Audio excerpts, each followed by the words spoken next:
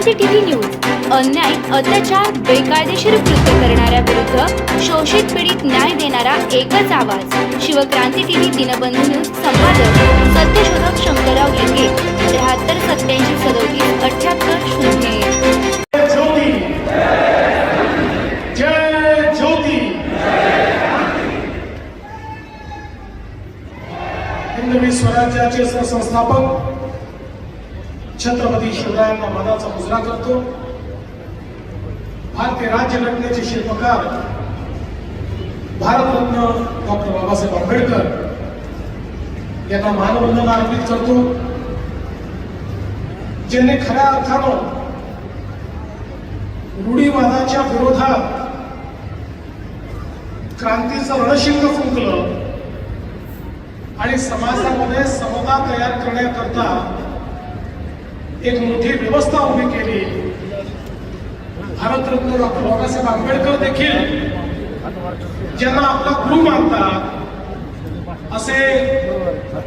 क्रांती सूर्य महात्मा ज्योतिराव फुले आणि क्रांती ज्योती सावित्रीबाई फुले यांच्या चरणी नतमस्तक होतो। आजच्या या अतिशय महत्वाच्या दिवशी क्रांती ज्योती सावित्रीबाई फुले यांचं स्मारक, या स्मारकाच्या भूमिपूजन प्रसंगी मंचावर उपस्थित असलेले विधान परिषदेचे सभापती माननीय रामभाऊ शिंदेजी, आमचे ज्येष्ठ सहकारी, प्रकृती ठीक नसल्यामुळे आपल्याकडून ते लवकर गेले, पण ज्यांनी महात्मा ज्योतिबा फुलेंच्या विचारांना नेहमीच आपल्या कृतीमध्ये उतरवण्याचं कार्य केलं ते माननीय छगनरावजी भुजबळ, आपले पालकमंत्री सन्माननीय शंभूराजे देसाई, ज्यांनी आजचा कार्यक्रम खऱ्या अर्थानं घडवून आणला, असे राज्याचे ग्रामविकास मंत्री आणि सावित्री आईचे खरे सुपुत्र जयकुमार गोरेजी, या भागाचे आमदार आणि राज्याचे मंत्री मकरंद आबा पाटीलजी,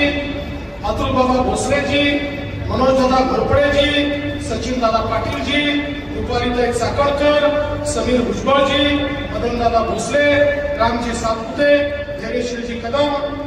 विशेषतः या ठिकाणी उपस्थित हबप्प सावता महाराज बसेकर, हबप्प प्रभू महाराज माळी, कल्याणजी आखाडे, बळीरामजी शिरस्कार, स्वातीताई जमदाळे, आपल्या सरपंच राजेंद्रजी महाडोळे, नवनाथजी पडळकर, एकनाथजी डबले, संतोषजी पाटील, याशनी नागराजन, तुषार जोशी, मंचावरील सर्व मान्यवर, या ठिकाणी सावित्रीच्या लेखी असलेल्या माझ्या सर्व लाडक्या बहिणी आणि उपस्थित सर्व माझ्या लाडक्या भावांनो, आज खऱ्या अर्थानं ज्यांनी या महाराष्ट्रामध्ये आणि या देशामध्ये स्त्री शिक्षणाची मुहूर्तमेढ ठेवून स्त्रियांना गुलामगिरीच्या चोखडातून मुक्त केलं,